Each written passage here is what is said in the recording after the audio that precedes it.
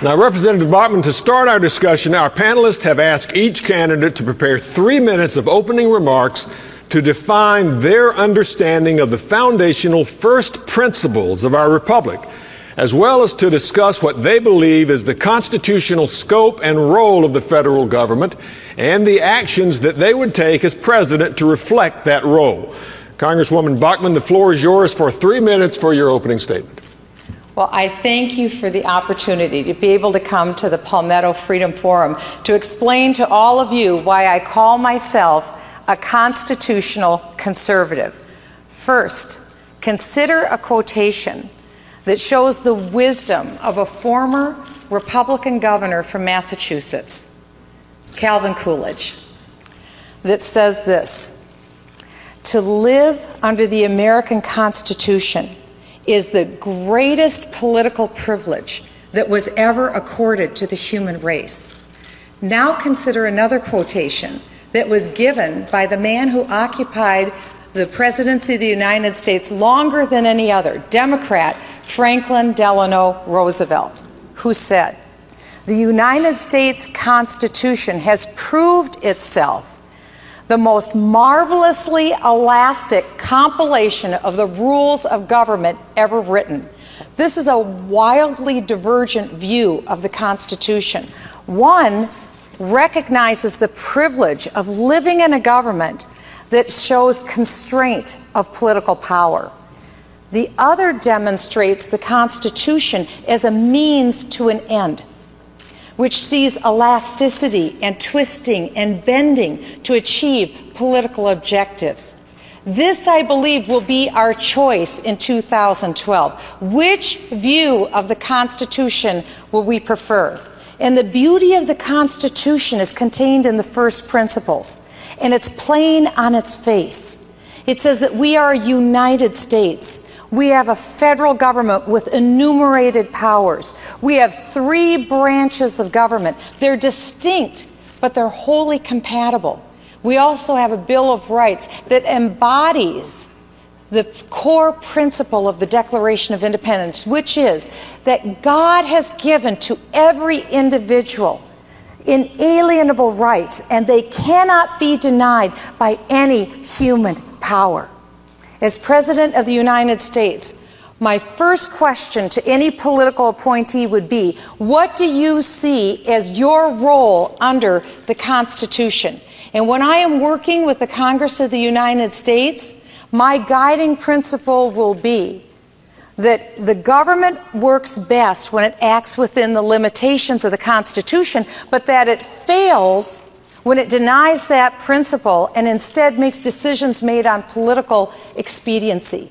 You see, I will understand something from day one as president that the current president of the United States has failed to demonstrate an understanding, and it's this. It's that when the people of the United States place this awesome responsibility and privilege to be the president, what they have given is the ability to act under the Constitution and to place oneself over the Constitution, that sacred document. Michele. Thank you.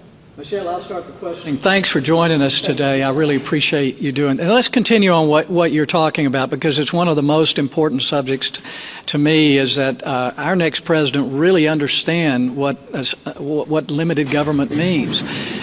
If you are president, what are the things in Washington that you would downsize, eliminate, or redirect to the state? So are we doing things at the federal level that we just shouldn't do at all? And what would you recommend that we not do anymore? What programs? Well, all across the United States, wherever I have gone, this is something that I have seen audiences tell me over and over, as well as when I've gone into businesses and to speak with people directly. They see that the current United States government and its framework is acting outside of the bounds of the Constitution. Probably the most obvious, I would say, Jim, would be this: Obamacare and the individual mandate that is unconstitutional and currently is contained in Obamacare. I think another action that people see as unconstitutional are the appointment of czars to speak to the United States president, because that's bypassing Congress and going directly to the president. Here's something else. The President of the United States took an oath to faithfully execute the laws of the United States, but the President has also stated that he sees that the law of the Defense of Marriage Act is unconstitutional. He has said that he will not uphold that law. He has also said he will not uphold current deportation laws that apply to illegal aliens. These are areas where we see unconstitutionality. Within the spending that we're seeing with the federal government is spending far in excess of what it takes in. Areas of government would include, for instance, I believe, the Department of Education, because the Constitution does not specifically enumerate, nor does it give to the federal government the role and duty to superintend over education that historically has been held by the parents and by local communities and by state government. To put that into the federal government, as we saw a Department of Education in the late 1970s, has eviscerated the constitutional understanding that the control of education truly lies with the parents. That's just one example. Thank you. Let's jump subjects. This week, President Obama is going to give another jobs speech. As CBO has said, we can't score a speech. But jobs are clearly a big issue for our country. The economy seems to be stalled. People are hurting. What would you do? What is your jobs program? Well, as President of the United States and also as a former federal tax litigation attorney and also as a business owner myself, my husband and I have created and we've created jobs and we run a successful business. We believe in profit. We actually think that profit is a good thing and that we should encourage that in this country. And as President of the United States, one of the first things that I would do today is I would offer to the United States Congress that earnings that are accrued by United States companies earned overseas be brought into the United States with a 0% rate on repatriation. Part of the problem has been $1.2 trillion worth of earnings are staying overseas. This is real capital that belongs to American companies that wouldn't have to be borrowed at taxpayer expense, nor would it have to be paid back, nor would we pay interest on the earnings. It would come into the United States as a $1.2 trillion capital infusion, and that would create jobs in the United States. Secondly, what I would do, Jim, what we need, again, are not government-directed solutions. We need private-directed solutions, and we also need permanent solutions rather than temporary government gimmicks. That's what President Obama has given to the American people. And so I would change the corporate tax rate, which is currently about the highest in the world, down to about 20% level. Ultimately, I'd like it to see it go far lower, but immediately I think we could bring it down to 20%. And as president, I would also put a current moratorium on the implementation of Obamacare, just as the president did last Friday on the implementation of EPA rules as well. One of the big economic issues and political issues in our country relate to unions and union power, government workers.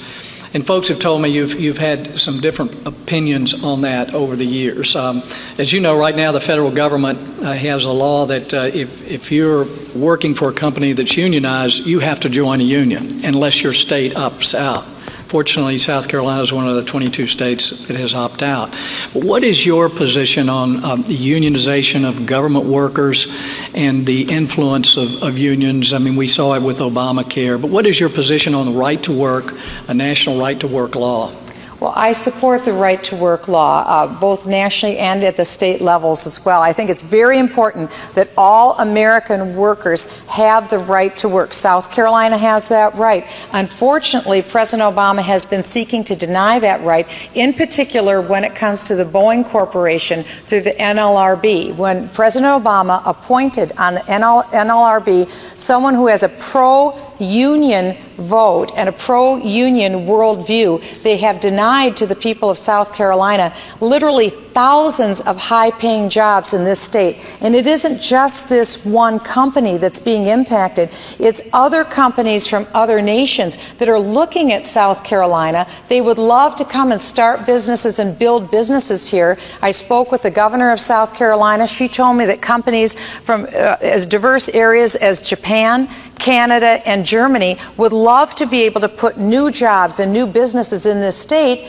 but they're wondering what the ruling of the NLRB will be, and they don't know if they will be able to enjoy the advantages of a right-to-work state.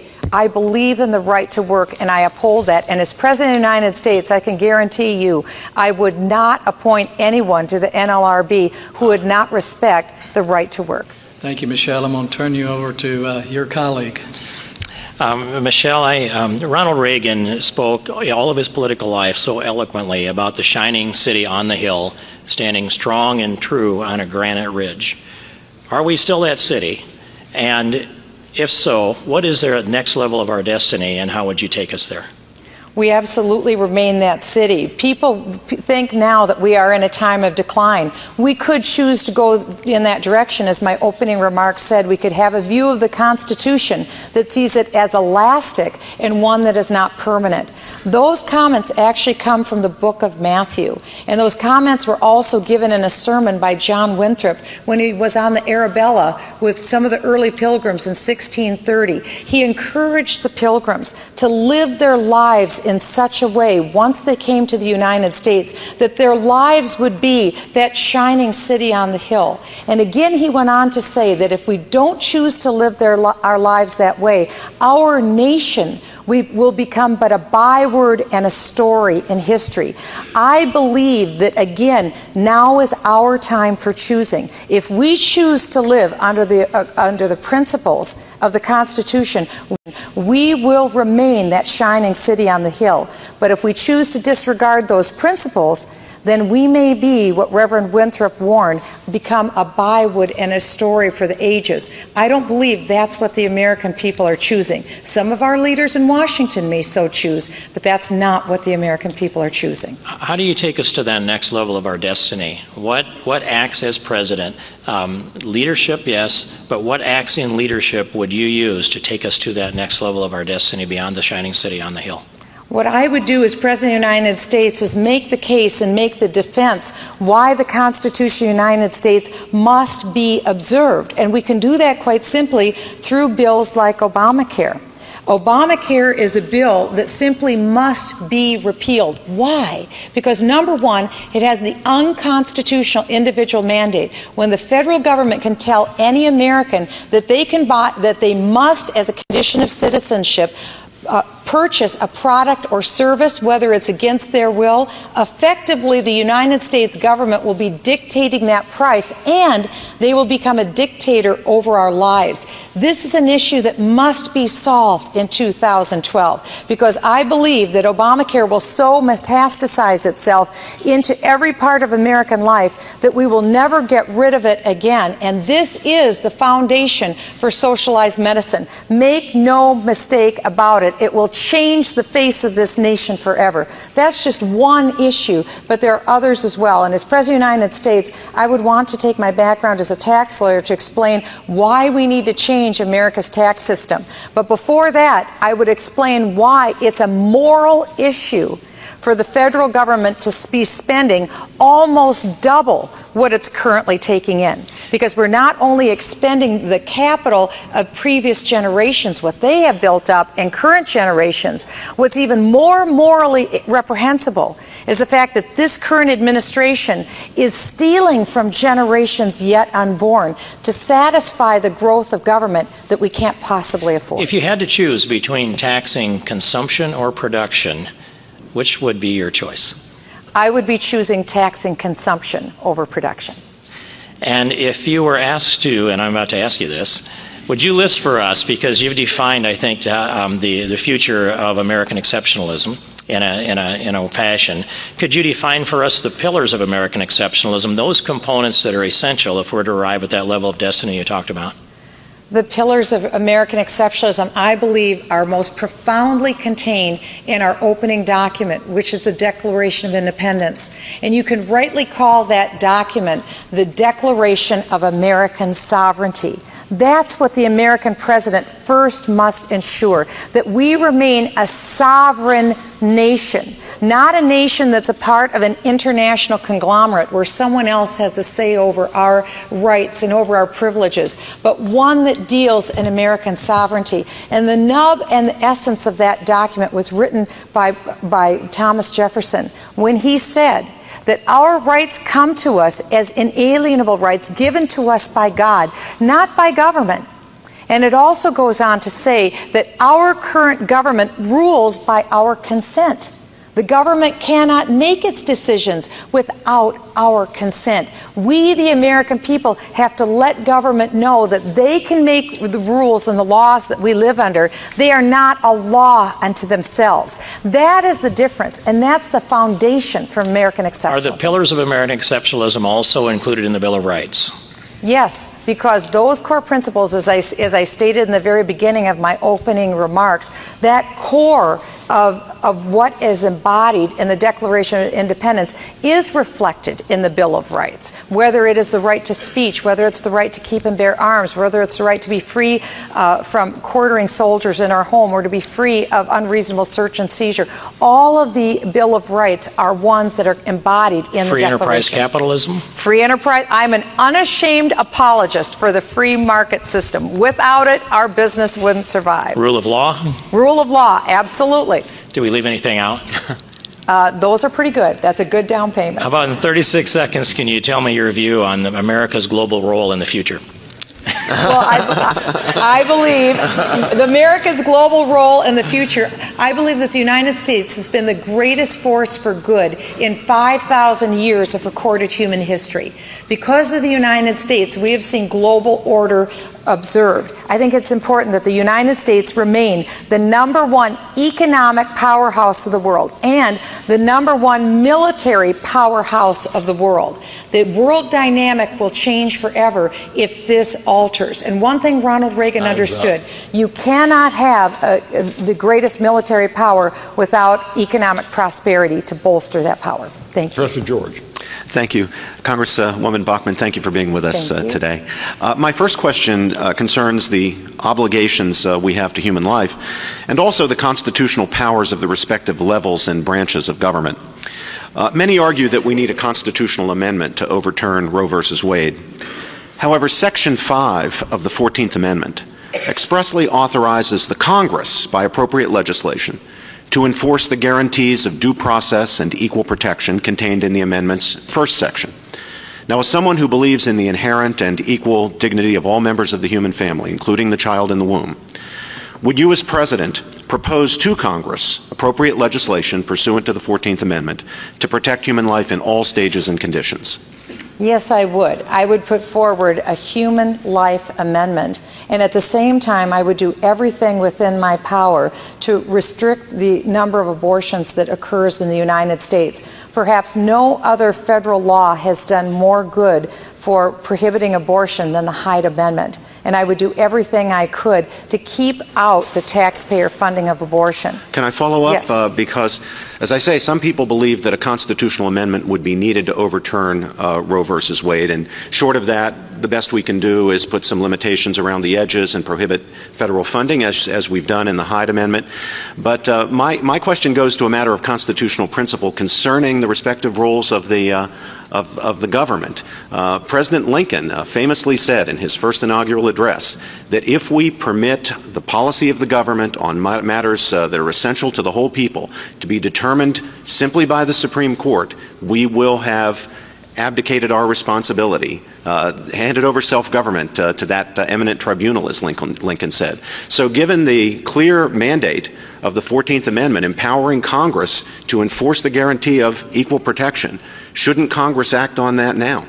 Yes, I believe that they should. And it is not only Abraham Lincoln that subscribed to that view, Thomas Jefferson did as well. That's right. Because Thomas Jefferson understood that of the three branches of government, the most important was the United States Congress, consisting of the House and the Senate. The second would be the executive. And the third, and a far distant third, was considered the Supreme Court of the United States. If the Supreme Court, by a plurality of the justices, may impose their own personal morality on the rest of the nation, then we are quite literally being ruled by those individuals as opposed to giving our consent to the people's representatives. So most assuredly, that power does lie within the representatives and the Senate, the people's representatives in the United States Congress. And if it meant a confrontation with the Supreme Court, are you prepared for that? Most assuredly. Congresswoman, will the person you choose as your vice presidential running mate share your pro-life convictions and your belief in marriage as the union of husband and wife? Yes, without a doubt, that will be. In Illinois, after passing a civil unions bill, the state government decided to exclude certain religiously affiliated foster care and adoption agencies, including Catholic and Protestant agencies, because the agencies, in line with the teachings of their faith, cannot in conscience place children with same-sex partners.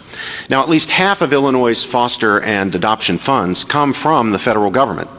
Should the federal government be subsidizing states that discriminate against Catholic and other religious adoption agencies in this way? I believe in equal protection under the law, and this is clearly a situation where we have seen a disadvantage to children who are about to be placed either in foster care or in adoptive care. And again, I believe that is one more example why the rulings of activist judges acting outside the original intent of the Constitution are so very dangerous to the foundation of the country. And it goes back to your previous question, which is who has the right to make those rules. I believe as President of the United States, in conjunction with the United States Congress and Senate, that we need to revisit that and change our rules so that we can have an equal protection under the law so that all agencies can provide that important care to children. But if a state legislature refuses to make funding available on equal terms to those providers who, as a matter of conscience, will not place children in same-sex homes, should federal legislation come in to protect the freedom of conscience of those religious